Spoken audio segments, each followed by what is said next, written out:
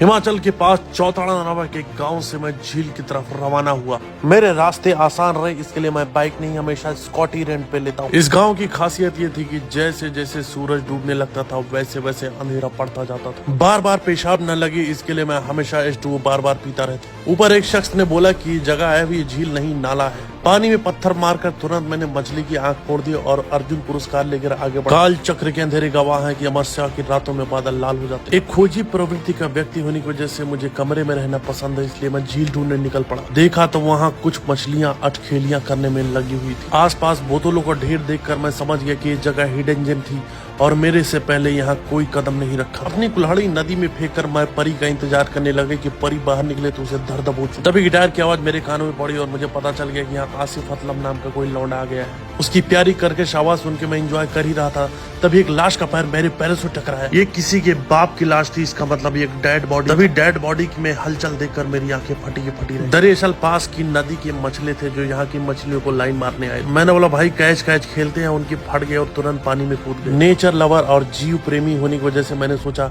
मछलियों को थोड़ा पानी पिला दिया जाए, न जाने कितने दिनों से प्यासी होंगी। एक छोटा सा पत्थर जिसकी मैं अंगूठी बना सकूं उसको उठाकर मैं अपने रास्ते चल दिया। बीच में लगे हुए गणमोहर के पेड़ों ने मेरा मन अपनी तरफ बरबस खींच लिया। वहां लगे पौधों को सूंघते ही मेरी गुद्दी गीली हो गई। इसका मतलब ये कसूरी मेथी